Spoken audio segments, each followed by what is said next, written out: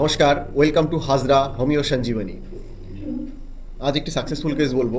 21 বছর বয়সের একজন ইয়াং লেডি। তো এনার মেন সমস্যা কি, এনার মুখের পুরো ফেসিয়াল এরিয়ার স্কিন কি হয়, পুরো কালচে হয়ে যায়।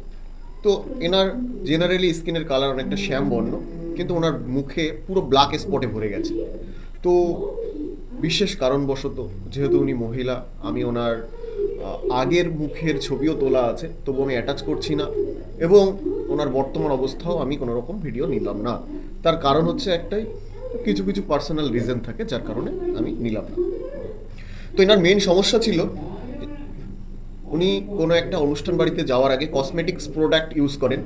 তার 2-4 দিন পর থেকে মুখে চুলকানি। আর সবথেকে বড় কথা, কসমেটিক্স প্রোডাক্ট বলতে উনি কোনো এক বিউটি পার্লারে গেছিলেন, সেখান থেকে মেকআপ টেকআপ করে আসেন। তো অতঃপর ওনার মুখে এই হাইপার পিগমেন্টেশন বা ডিসকালারনেস বা ব্ল্যাকিশ স্পট দেখা দেয় পুরো মুখ জুড়ে, একেবারে কপাল থেকে শুরু করে একদম পুরো মুখে। তো পেশেন্ট আমার কাছে আসে 4/4/2025 তারিখে। তার প্রায় 1.5 বছর আগের ঘটনা এটা। অতঃপর উনি অনেক মেডিসিন খেয়েছেন, বিভিন্ন মলম লাগিয়েছেন, অতঃপর উনি হোমিওপ্যাথির জন্য আমাদের কাছে আসেন। তো আমরা ফার্স্ট কেস টেকিংয়ে যেটা জোর দিই, যে ওনার এই মুখের blackishness after using of cosmetics product, অর্থাৎ after abusement of cosmetic product. এবং এর পাশাপাশি আমরা ওনার সাথে আরও অনেক কথা বলি এবং জানতে পারি যে মেয়েটি খুব ইন্টেলিজেন্ট, পড়াশোনায় ভালো, মেমোরি পাওয়ার গুড, এবং একটা কিং টাইপের চিলড্রেন, মানে কিং টাইপের চাইল্ড যেরকম ধরা হয়, যে নিজেও রাজা, সামনের মানুষকেও সে রাজা মনে করে সম্মান দেওয়ার দিক দিয়ে। এরা খুব গ্রেসফুল ক্যারেক্টার। গ্র্যাটিটিউড এদের সবার জন্য থাকে। গ্র্যাটিটিউড আশেপাশে যারা থাকে তাদের সকলের জন্য এদের গ্র্যাটিটিউড সমান। রেভারেন্স ফর অ্যারাউন্ড দোজ, এরকম বলে একটা রুব্রিক্স আছে, তো আমি সেটা নিই। এর পাশাপাশি ওর মধ্যে একটা এমব্রেসমেন্ট।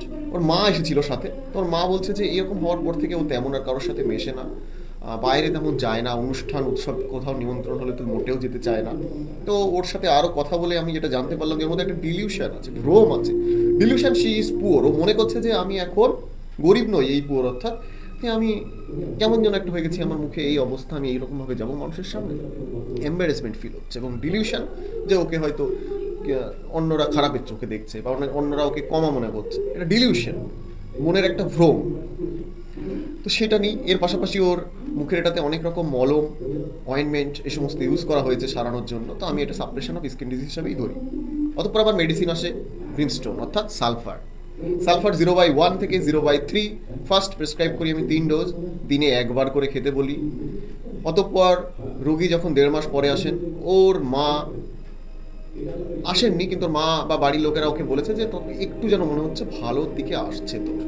তো অতঃপর আমার মেডিসিন চলতে থাকে, এবং লাস্ট পেশেন্ট আসলেন 6/9/2025 তারিখে। আমি মেডিসিন আবার হাই প্রেসক্রাইব করলাম, ব্রিমস্টোন 16, 17, 18, অর্থাৎ 0/16, 0/17, 0/18। পেশেন্ট মোটামুটি 90% সুস্থ আছেন। মুখের যে ডিসকালারেশন ছিল, হাইপার পিগমেন্টেশন ছিল, সেটা 90% নর্মাল হয়ে গেছে।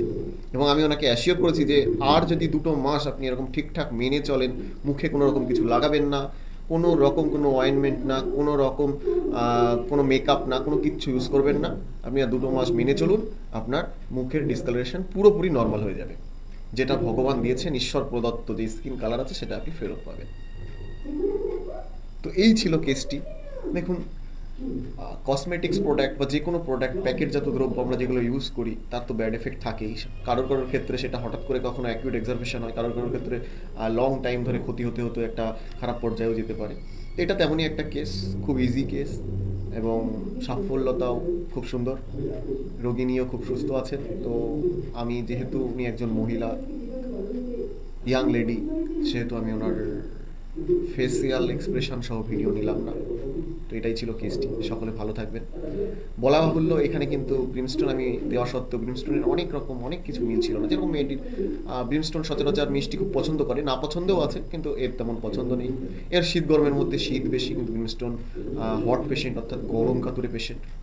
এরকম অনেক মিল না থাকা সত্ত্বেও আমি কিছু কিছু পিকিউলিয়ার সিমটম পেয়েছিলাম, যেগুলোর উপর বেস করে ব্রিমস্টোন বা সালফার প্রেসক্রাইব করি, এবং অভূতপূর্ব একটা রেজাল্ট আমাকে দিল ব্রিমস্টোন। তো এটাই হোমিওপ্যাথি। পেশেন্ট আমার শিক্ষাগুরু এক প্রকার, 90% শিক্ষাগুরু পেশেন্ট, বাদ বাকি শিক্ষাগুরুরা তো গুরুই, কিন্তু পেশেন্ট ছাড়া আমি শূন্য। তো এটাই ছিল কেসটি। সকলে ভালো থাকবেন, সকলকে ধন্যবাদ। লং লাইফ হেলমেন, লং লাইফ হোমিওপ্যাথি। সকল সুস্থ।